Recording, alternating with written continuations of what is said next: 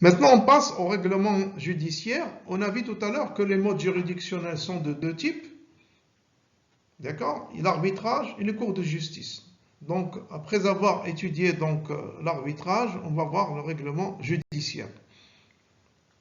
Le règlement judiciaire, c'est tout simplement lorsque les pays confient leur litige à une cour de justice. Une cour de justice, par exemple, il y avait dans les années 20, au début du siècle, il y avait la Cour permanente de justice, la CPJ, vous vous souvenez, qui avait tranché l'affaire du Lotus entre la Turquie et la France, le paquebot Lotus, vous vous souvenez. Il y a aussi la Cour internationale de justice qui avait donc tranché le différend entre le Maroc et l'Espagne sur nos provinces sahariennes. Il y a aussi des tribunaux spécialisés comme la Convention des Nations Unies sur le droit de la mer qui a établi le Tribunal international du droit de la mer.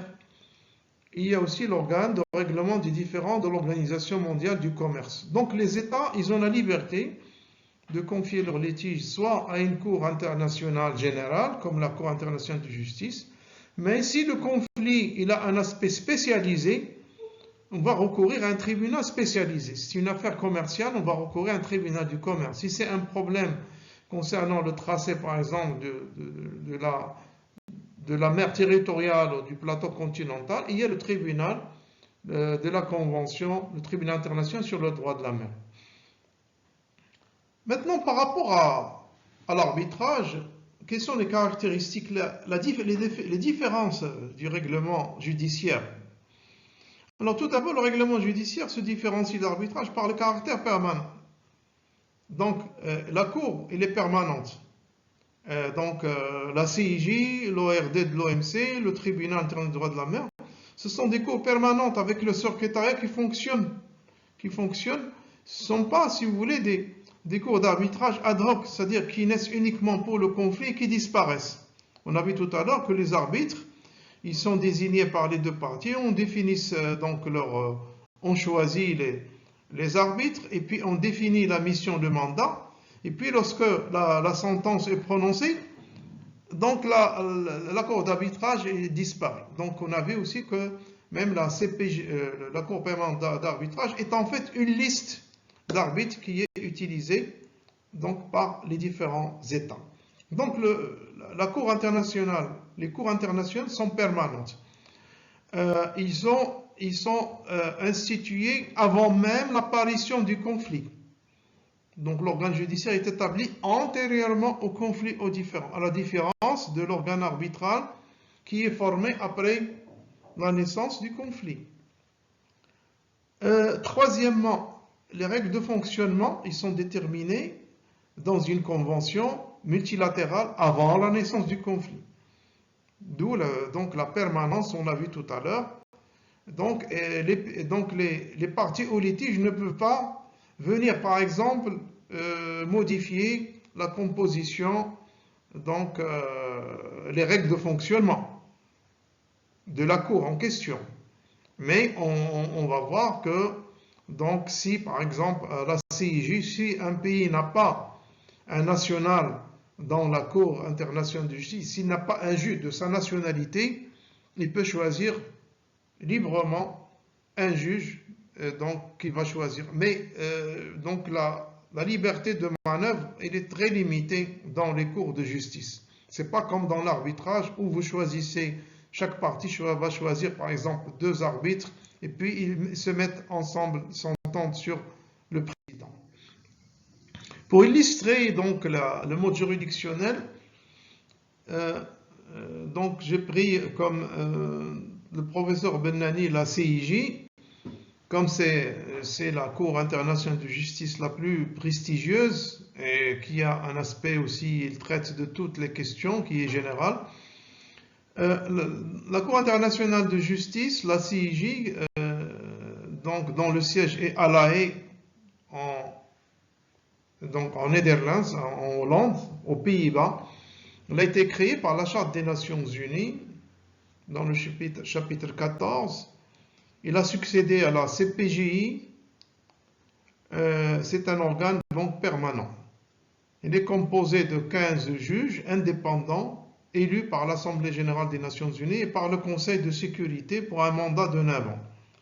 Actuellement, donc, il y a un juge marocain dans la Cour internationale de justice, c'est le professeur Mohamed Bennouna. Alors voilà, lorsqu'un État partie à un litige n'a pas de juge de sa nationalité dans la Cour, je viens de le dire tout à l'heure, il peut désigner un juge ad hoc qui n'est pas nécessairement un national. À l'époque, je me souviens, le Maroc, lorsqu'il avait l'affaire de nos provinces sahariennes, le Maroc avait désigné donc un juge donc, pour le représenter. La CIJ exerce en tant qu'organe judiciaire principal des Nations Unies deux fonctions. Donc je répète, la CIJ exerce deux fonctions. Il y a tout d'abord la fonction consultative et la fonction contentieuse. Commençons par, donc il y a la Cour internationale de justice, comme vous voyez dans la diapositive. Il joue deux rôles, soit qu'il peut émettre un avis consultatif, soit qu'il va prononcer un arrêt dans le cas de la fonction contentieuse. Comment ça se passe? Comment se passe la procédure donc, de la CIJ? Alors la procédure, donc d'abord, il se peut qu'il y ait, comme dans les procès en interne, il se peut que l'une des parties soulève ce qu'on appelle les exceptions préliminaires.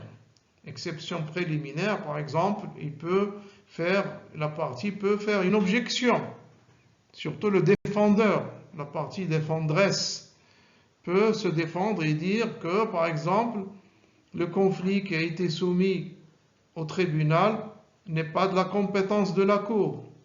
C'est une affaire, par exemple, qui relève de la souveraineté intérieure du pays en question. Supposons par exemple qu'il y a un conflit, une guerre civile dans un pays et que par exemple ce pays a été donc traîné en justice et qu'un autre pays voisin donc l'a attaqué devant la CIJ. Il se peut que le pays en question, par exemple, fasse pour se défendre, dire que la compétence de la Cour ne couvre pas les problèmes qui sont régis par le droit interne. Il se peut aussi que, par exemple, la Cour, que l'État défendeur devant la Cour, il peut attaquer même la capacité de l'autre partie et donc concernant la recevabilité de la requête. Vous vous souvenez, donc le Maroc s'est défendu devant la Cour européenne pour donc bien sûr par des exceptions préliminaires comme quoi la Cour ne peut pas décider par exemple la Cour européenne concernant par exemple les produits par exemple qui sont produits dans nos zones donc dans nos provinces sahariennes. On a été attaqué par les ennemis de l'intégrité territoriale devant cette Cour et le Maroc avait gagné le procès. Notamment, il a soulevé l'irrecevabilité de la requête et l'absence de capacité de l'autre partie qui n'est pas un sujet du droit international, qui n'a pas autorité, qui n'a pas la capacité d'ester en justice. Après les exceptions préliminaires, lorsque donc l'affaire est recevable, il faut aussi, j'ouvre une parenthèse, donc la CIJ, elle a la compétence de sa compétence, c'est-à-dire c'est elle qui va décider si c'est vrai ou faux, donc ce que va alléguer le défendeur. Donc après les exceptions préliminaires, il y a la phase écrite. C'est comme dans les différents procès, dans la phase écrite qui consiste en l'échange de mémoires, de documents, de contre-mémoires, de répliques, pièces justificatives, documents. Lorsque par exemple le Maroc avait présenté son dossier pour défendre donc la souveraineté du royaume du Maroc à l'époque sur le Sahara espagnol à l'époque, il a ramené des milliers de documents, notamment par exemple des documents des conventions internationales signées par le Maroc et des sociétés par exemple pour ouvrir et des États pour ouvrir des comptoirs et des ports dans les provinces sahariennes, pour autoriser l'ouverture de ports dans ces régions, des comptoirs commerciaux. le Maroc a produit aussi des lettres, des dahirs chérifiens dans lesquels les rois du Maroc, ils ont toujours, et les sultans, ils ont toujours nommé les qaïds qui contrôlent donc ces régions au nom du souverain du royaume du Maroc. Donc après cette phase écrite, il y a bien sûr la phase orale, où il y a des plaidoiries, et il y a des plaidoiries, donc les avocats des parties donc, défendent les points de vue. À l'époque, vous vous souvenez, concernant l'affaire donc notre affaire saharienne, à l'époque, donc on était donc la thèse marocaine, c'était comme quoi donc nos provinces ils ont toujours été sous souveraineté marocaine, alors que l'Espagne défendait la thèse de terra nullius. Le Sahara était une terre sans maître. Il n'y avait pas donc aucun maître. Donc dans la phase orale, il y a les plaidoiries des avocats, il y a aussi les auditions des experts, des témoins, etc. La fonction maintenant consultative. Donc la procédure que je viens de passer en revue, elle est valable aussi bien pour la fonction consultative que pour la fonction contentieuse. Rappelez-vous que la fonction consultative, la CIJ va prononcer un avis consultatif qui n'est pas obligatoire. Par contre, dans la fonction contentieuse, donc la CIJ va prononcer un arrêt obligatoire pour les parties. La fonction consultative, d'abord, elle n'est ouverte qu'à l'Assemblée générale et au Conseil de sécurité, ainsi qu'à tout autre organe ou institution spéciale des Nations Unies, après autorisation de l'Assemblée générale des Nations Unies. Sur le plan juridique, si par exemple l'Organisation mondiale de la santé veut demander un avis consultatif, il faut que l'Assemblée générale des Nations Unies l'autorise. Il y avait d'ailleurs un cas dans le problème des essais, l'affaire des essais nucléaires. Il y avait des essais nucléaires dans le Pacifique et l'OMS s'est parti à demander un avis consultatif concernant donc les dégâts causés par les essais nucléaires dans le Pacifique. Et donc la CIJ à l'époque avait refusé la capacité de l'OMS d'interférer dans des questions concernant la paix et la sécurité qui sont de la compétence du Conseil de sécurité. Sur le plan juridique, l'avis consultatif, il est consultatif, c'est-à-dire il est facultatif, il n'est pas juridiquement contraignant et obligatoire. Par contre, la CIJ a une fonction contentieuse. En fonction contentieuse, les pouvoirs de la CIJ sont plus importants et la fonction contentieuse, d'abord, elle n'est ouverte que seuls États. Donc, seuls les États membres des Nations Unies peuvent rester en justice dans le cadre de la fonction contentieuse s'il y a un contentieux entre des États uniquement. Deuxièmement, il faut un consentement des États. Donc il faut qu'il y ait donc une acceptation. Vous ne pouvez pas obliger un État à se présenter devant la CIJ en fonction contentieuse. Encore faut-il que les deux États partis au litige acceptent la compétence de la Cour. Comment ils vont accepter la compétence de la Cour? Soit que la compétence de la Cour est faite après la survenance du litige. Donc après le conflit, on va accepter la compétence de la Cour. Comment? Les deux parties vont signer un compromis juridictionnel dans lequel ils acceptent la juridiction de la CIJ. Dans le deuxième cas, c'est que la compétence de la Cour, il se fait avant la survenance de la Cour, la survenance du litige. C'est-à-dire que il y a ce qu'on appelle la clause facultative de juridiction obligatoire. Il y a la possibilité pour les États de signer ce qu'on appelle la clause facultative de juridiction obligatoire avant même la survenance de tout litige.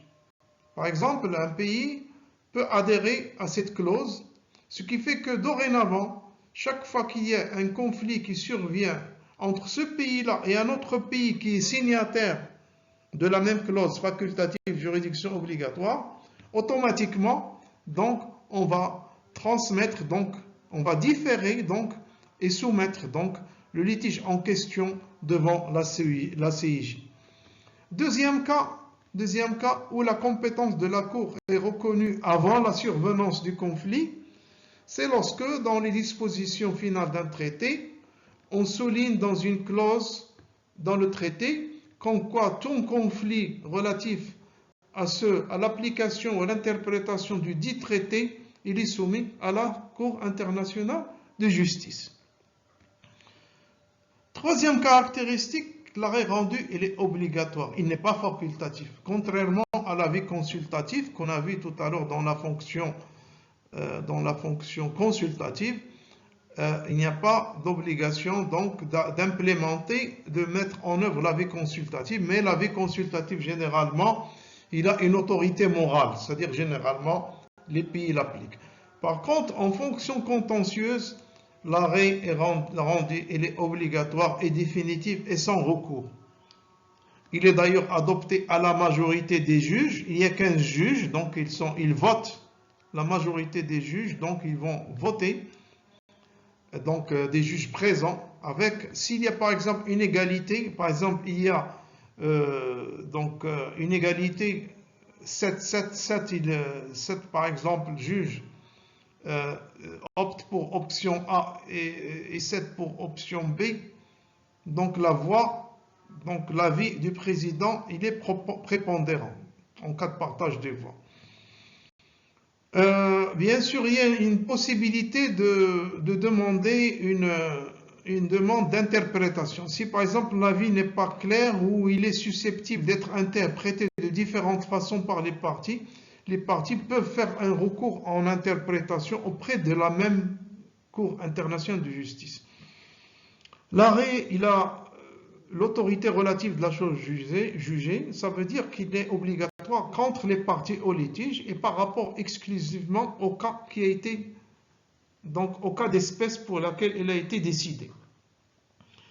Le Conseil de sécurité peut prendre des mesures pour faire exécuter la décision. Je dis bien, le Conseil de sécurité peut prendre des mesures donc, pour faire exécuter la décision. Donc l'arrêt de la CIJ dans sa fonction contentieuse, contrairement aux sentences arbitrales, il peut être exécutoire sous certaines conditions.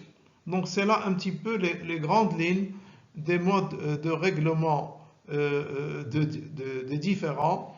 J'espère donc qu'on a passé en revue l'essentiel de cette partie. J'ai essayé un petit peu de résumer car, comme vous le savez, en vidéo, donc il faut raccourcir les délais et pour que, donc, bien sûr, il n'y ait pas de surcharge donc inutile. Voilà, donc je vous souhaite donc, Inch'Allah, un bon retour en classe, Inch'Allah, en présentiel, et que tout se passe bien, Inch'Allah, et qu'on va se rencontrer bientôt pour faire une révision générale, Inch'Allah.